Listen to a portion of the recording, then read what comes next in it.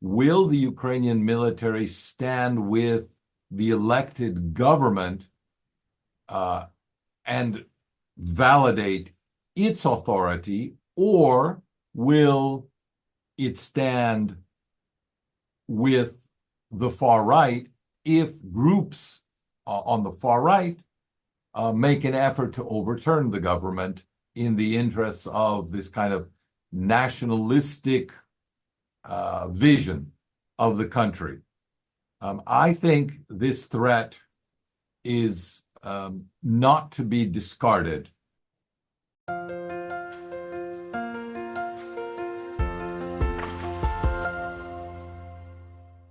And this is a wonderful segue into the second part of this interview. And everybody, I'm still talking to Nicolai Petro, our analyst and everything Russia and Ukraine. And I, you were just talking about how Russia is tracking its own course in this multipolar world, and how some of the analysis that the current US approach might be trying to do basically a reverse China of 1973, right? When the US, when Nixon was normalizing relations with China in order to drive a wedge between the Soviet Union and China, how this might currently be the opposite of that, trying to normalize relations with Russia in order to drive a wedge between Moscow and Beijing. And you're saying this is unlikely to happen. Could you expand on that a little bit? Why do you think that the current trajectory of the multipolar setup that we're in is unlikely to incentivize Russia to go that route? Well, because Russian, Chinese, and other analysts from the global south have been saying for more than a decade already, the momentum is with these other countries, the BRICS plus countries. And there are all sorts of economic and geopolitical examples and evidence of that.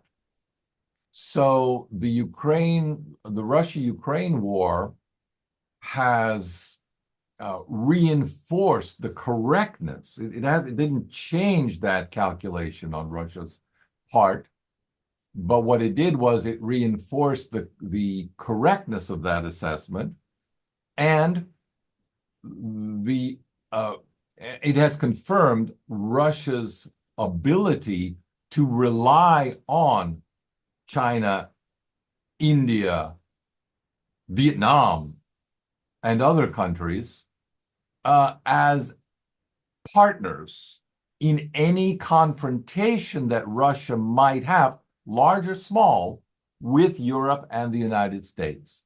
So, in essence, why would you turn your back on reliable partners and return to your former partners who have betrayed you time and again? There's no incentive. Plus, these newer partners are only becoming more and more, they're becoming stronger in and of their own right, more influential. And Russia, again, I think of Russia and China in particular as a beautiful economic and political synergy. China is a growing population, growing economy. It needs resources. Russia has those resources to provide, and in return, has allowed China to become a major player in its domestic markets. Again, this is sort of the way that international commerce based largely on mutual profit is supposed to work. And so I think there's an inescapable synergy to this relationship that nothing that the United States could offer would encourage them to break. Now, if the United States wants to offer something in its own right that is attractive economically or politically, I'm sure Russia would consider it, but not at the expense of China. I think Russia and China is indeed a partnership and an alliance that is destined to last for quite a long time, at least in this century. Some people within the Western commentariat who really, who don't let any opportunity go to basically speak badly about both Russia and China, have made the case that with this development, Russia has become a junior partner to China, Yeah. and being like 1/10 the population of China, with Russia, what, 140 million and China 1.3, 1.4 billion, is now inevitably going to be a satellite of China. This to me seems absolutely ridiculous, but what do you make out of such arguments? Well, I would say two things. It's a play on some sort of collective psychosis, I think. So there's an assumption that for deep historical reasons going back nearly 1,000 years, the Russians fear the Mongols. And so we can derive current policies from that sort of deep psychological trauma. I think that's weak and implausible. As a matter of fact, if you look at surveys of countries that are viewed favorably by Russians today, China's at the top of the list. So it's not at all clear what these analysts are talking about in those terms. In terms of being a junior partner, of course, that's exactly what the project of the EU was supposed to be in the 1990s with respect to Russia. Russia was a small country, a small economy that was going to be dominated by the much larger and wealthier EU economies. And they indeed explicitly were going to try to manipulate Russian political outcomes through this kind of economic investment and control. And the clincher on that was indeed the constant threat of application of sanctions, which has been going on. Again, I will remind our listeners, there's never been a generation since the Korean War that has not imposed some sort of sanctions on Russia, either the United States or its junior partners in Europe. So that's the relationship. And again, the Chinese have stepped up and proven themselves to be good friends, whereas the Europeans have historically not stepped up and never proven themselves to be reliable partners. And at some point, I think, or at least this generation of Russian leaders, therefore, doesn't look to Europe and its advice as reliable advice. I think that makes a lot of sense. I mean, especially if you think about the fact that the people in power at the moment are the ones who were there for the last 20, 25 years. I mean, we've had not a Right. lot of change in that We leadership. cannot overlook the treasure house that Russia has in its senior political and diplomatic personnel. They have seen it all. They have dealt with every European leader over the last generation and every American leader. So they have, in a real sense, and also for China as well. So they have, in a very real sense, they have the true measure of what the word of a European leader, an American leader, and a Chinese leader actually means with respect to Russia. They don't have to guess. They have personal experience with this. And I'm sure they will be guided by that first and foremost.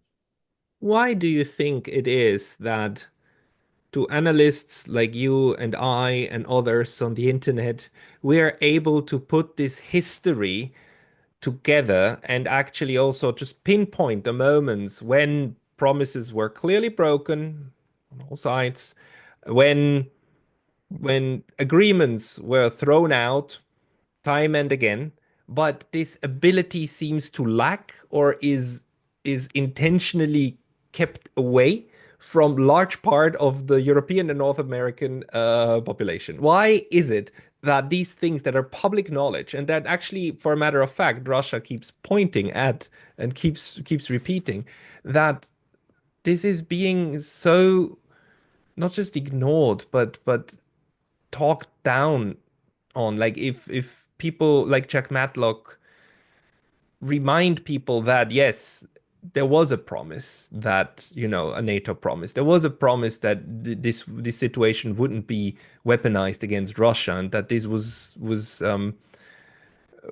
immediately broken and repeatedly, and that Minsk 1 and 2 were broken very quickly after they were done. How is it that this realization hasn't set in among the general public, at least in Europe and North America?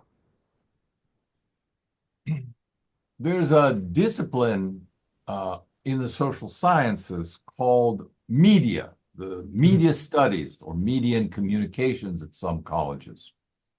And one of the interesting aspects of the study of the media is who generates our information space, who manipulates it, and what the outcomes are.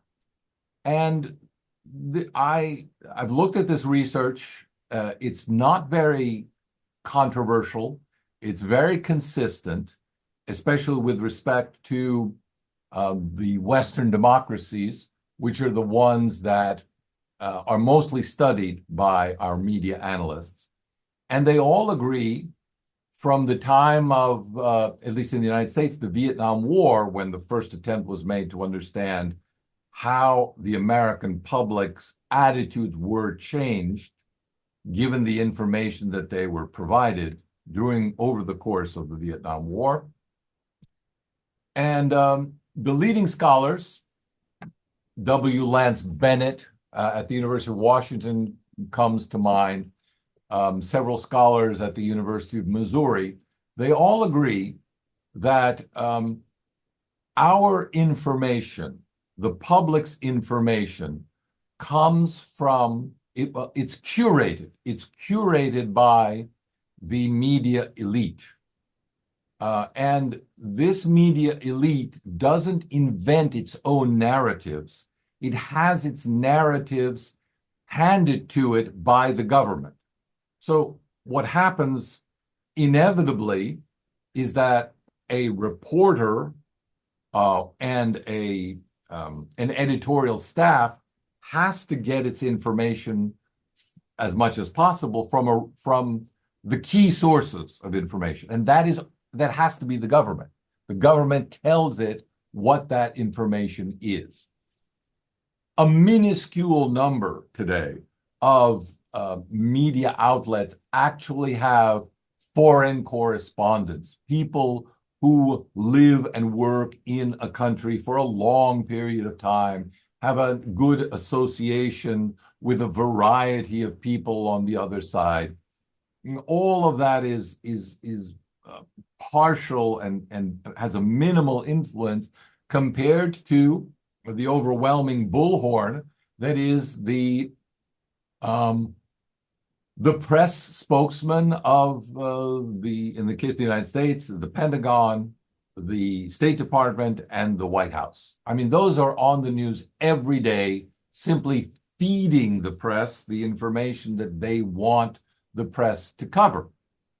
And historically, and Professor Bennett has pointed this out in the case of the Vietnam War, there is no criticism of the government's assertions because, again, historically, the press has not seen itself as having properly the role to interpret what the government is conveying, because the government news is in fact the national policy, and the national policy has to be conveyed fully to the populace, which is why we have this distinction in the American press between reporting and commenting. And those are supposed to be very separate and completely distinct endeavors conducted by even different individuals in the same organization with a firewall between them. But we live in a different media culture, a different media age now. For one thing, there is no more commentary versus reporting distinction. Secondly, editorial boards are no longer, by and large, strive to be detached from events. And one of the examples of this that Jeff Bezos, the owner of the Washington Post, criticized, he said, my newspaper, the Washington Post, has always reliably endorsed the Democratic candidate, no matter what. And it is no longer, therefore, credibly impartial. Therefore, we will simply no longer conduct this kind of endorsement because it discredits us as a news organization. And he has since come out with further pronouncements that many people in the Washington Post feel is an abdication of their new journalistic rights. And their new journalism, their rights as new journalists, I would say, are to tell people what to think, to educate, to illuminate the ignorant masses and to reveal to them what is the proper role that they should be playing in the policies of the United States, which the media, the elite media, should be determining. All of this is crumbling now because of the impact of social media and the fact that Sergei Lavrov, perhaps certainly one of the preeminent diplomats of modern times for a major power, has gone out of his way to give an interview recently to 3 prominent bloggers rather than to a news outlet, tells us about the shifting importance of the role of the media, which in its own mind is still trying to shape the narrative and to try to inform the way the public thinks on things, but is in less and less successful in doing so. Thank you very much for this assessment. The 3 bloggers are highly interesting because these bloggers are, of course, one of them is Chach Napolitano, who is a huge figure actually on YouTube. The other one is Larry Johnson, and the third one I actually don't know, a young fellow. But the others are very important commentators here on YouTube, and the fact that this is now one of the ways in which also Russia sees obviously how that it can convey parts of its viewpoints to parts of the Western public is in this sense a public diplomacy approach, right? You try to influence the viewpoints of the other population. Can I thought this is an interesting moment. If you don't mind, I'd like to interject about a distinction between the United States and Europe in this regard.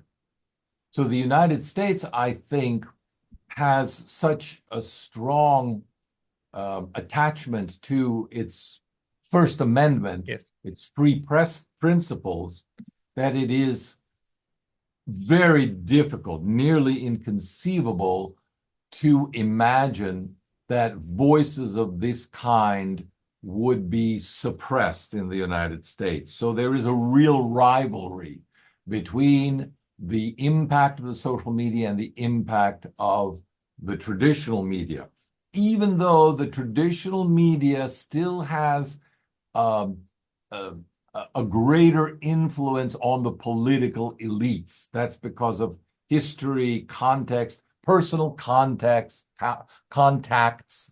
They went to the same schools. This is a class issue compared to the lower class social media.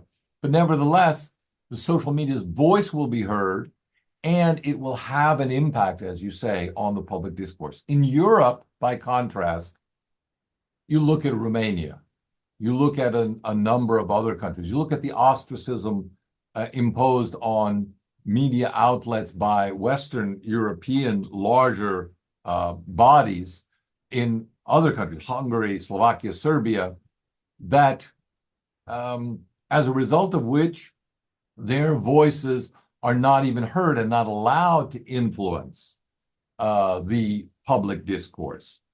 You will see, I suspect, the ban on RT lifted in the United States, whereas in Europe, this will not happen for a much longer time, um, um, even though the ban is essentially easy to circumvent if you really want to. These are, in my view, good ways of trying to distinguish or to take apart a little bit also this notion of the collective West, because like not all countries acted alike. It's interesting to me that neither Japan banned RT or Sputnik, nor did Switzerland. They both said no, I mean that's a bridge too far. Whereas the EU went all in, and the UK as well, on trying to control the information space because they're so afraid actually of these counter arguments. But maybe let me just, for the last 10 minutes or so that we have, also ask you about what you see inside Russia and Ukraine in the political process that they're going through. Do you see larger shifts inside Ukraine or inside Russia toward the the the way that these political entities, like with the different parties that they've got, that they would like to approach what's coming in the next 1 or 2 years? Well, unless I'm very much mistaken, the situation in Ukraine is volatile. It could, depending on when elections are held, become highly volatile and violent even, because the role of the far-right nationalists, now heavily armed, is it cannot be overestimated. We really need to be concerned about a revanchist nationalism influencing politics, perhaps not overtly, but certainly from behind the scenes, as they did time and time again to scuttle the Minsk II Accords. They essentially intimidated the Poroshenko regime when it was willing to when it was willing to engage in negotiations, as soon as the Minsk II Accords were signed by Poroshenko, and it successfully did the same thing with Vladimir Zelensky, who, it is common knowledge, ran on a peace platform and then ran away from that peace platform under the influence of the violence that that hit the Bankovaya Street, which is where the office of the president and presidential administration is. So that's all. It's clearly a very volatile situation. Russia, by contrast, I think is unlikely to undergo serious political changes. That's my suspicion. May I just ask at this point, because the fact that Poroshenko signed the Minsk I and II Accords and then immediately reneged on them, that Zelensky ran on a peace platform but then immediately reneged on it, and today says pretty much the opposite, right, to what he used to say 5, 6 years ago, is taken by a lot of people as a sign that these people are not to be trusted. They are liars. They said things intentionally that they didn't mean, and now they are showing their real face. Whereas when I listen to you, it seems that you seem to hint at the fact that the ultra right-wing nationalist faction of Ukraine, as you also pointed out in your book, just has such an outsized influence just by the sheer willingness to use extreme violence, It's that not their it numbers, shifts it's their these people. willingness to use force. Yeah. It's a willingness to use force. Is this still the case? And is this how you interpret the shifts of Poroshenko and the shifts of Zelensky? It's not necessarily that they lied. It is that they were at at gunpoint, basically forced to change.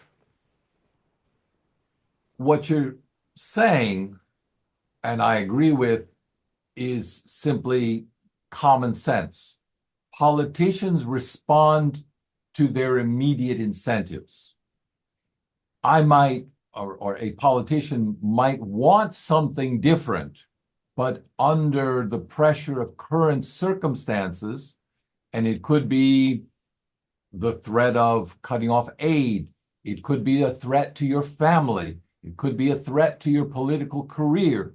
There are all sorts of threats and all sorts of incentives that are simply part of the everyday life of political negotiations, whether you're negotiating the passage of a bill or whether you're negotiating a peace treaty.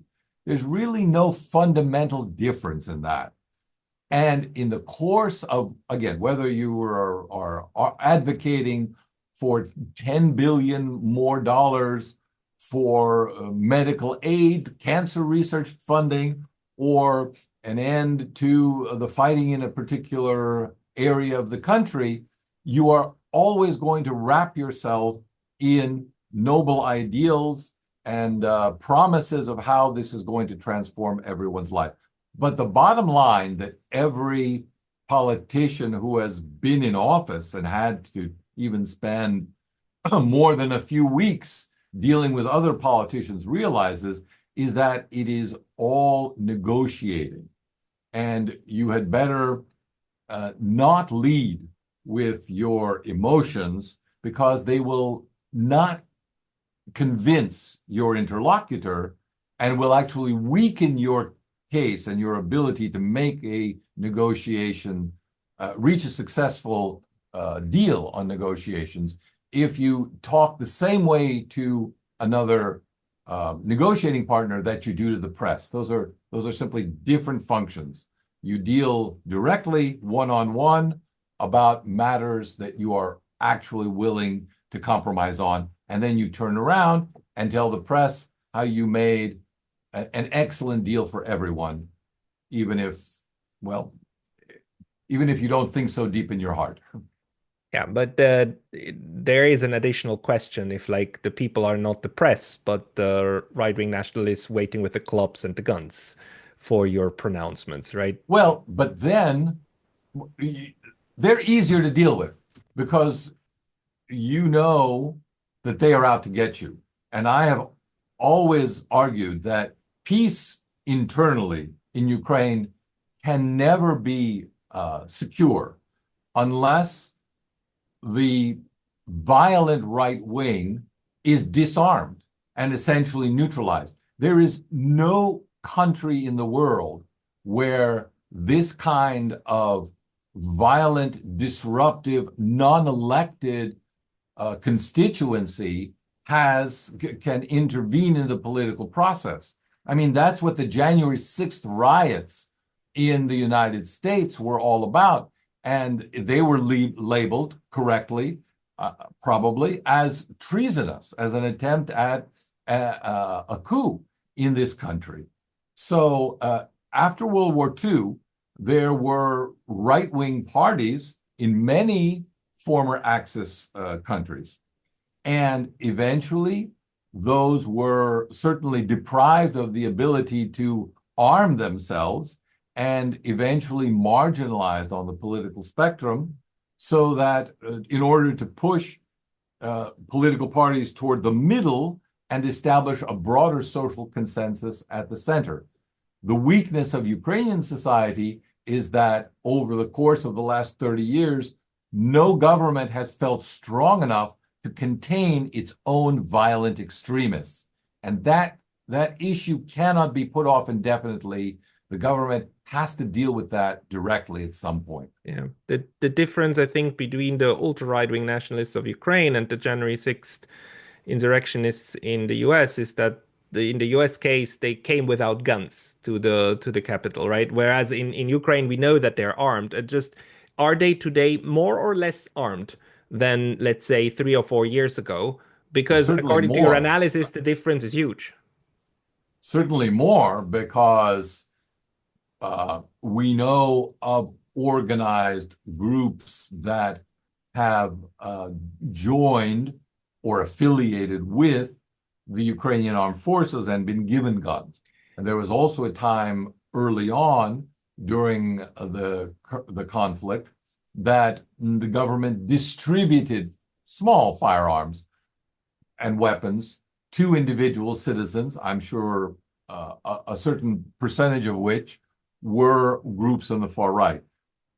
They have, uh, since the early 1990s, hoarded weapons stores and caches for themselves because one of their objectives, in the case of the government, is the threat that if the government pursues policies that they consider, the right wing considers not to be in the Ukrainian national interest, they reserve unto themselves the right to overturn the government in the national interests of Ukraine. That has been a consistent policy statement since before 1991, when these groups were originally set up in the 1930s. Jesus Christ, that reminds me so much of how the end of the Second World War went down in Japan, where at the very end, lower level officers wanted to overthrow the higher level Sure. generals because they said, if you want to surrender to the US, you're treasonous, and we need to protect the emperor from himself, Right. who just said that he wants to surrender. But that leaves a very, very important question open. I mean, even if Washington, Donald Trump, Moscow, Vladimir Putin, and Kiev, Mr. Zelensky, all of them agree, fine, let's stop this. Let's surrender, or let's just finish it. Who would have the power to disarm these ultra right-wing nationalist groups that, if it came to this, would actually start a second civil war inside and try to just kill anything in the way? Who could disarm these people? It would have to be the Ukrainian military with the support of the Ukrainian government. And here we have an imponderable, excuse me, a question to which we do not have the answer. Will the Ukrainian military stand with the elected government and validate its authority, or will it stand with the far right if groups on the far right make an effort to overturn the government in the interests of this kind of nationalistic vision of the country?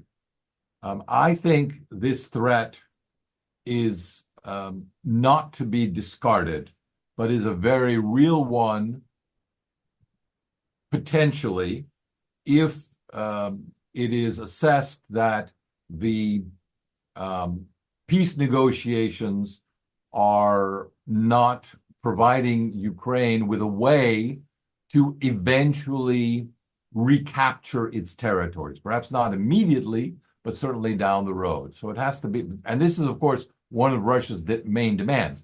It wants a peace, not a ceasefire, a peace for the long term. And that is something that the nationalists have every interest in avoiding, both, well, especially for their own political future.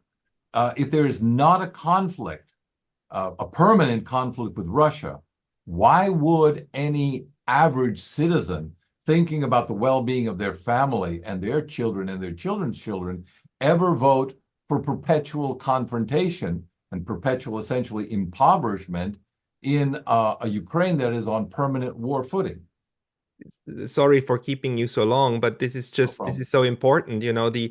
Do you think that Moscow and Washington, do you think that the appreciation for this political deadlock, or the very real threat that Ukraine lacks the institutional coherence to surrender or to wind war footing down that it's introducedly incapable of, right? It will break out into a form of another form of civil war and then continue. Is this appreciation there in Washington and Moscow or not? I don't know. And I wouldn't say that it's a done deal. I mean, I think there is the risk It there. might, yeah, it might. It might. And I suspect that there are ways in which Ukraine could be offered, the institutional government of Ukraine could be supported um, in its efforts should it choose to fight against extremist elements. But what I'm telling you and predicting with confidence is that this fight will take place. And I hope that the institutional government in Ukraine will succeed in taming and eventually not eradicating fully, but certainly minimizing the role of the militant far right to the levels that are considered tolerable in Western democracies. Right now, that is not the case in Ukraine. Well, these are very difficult.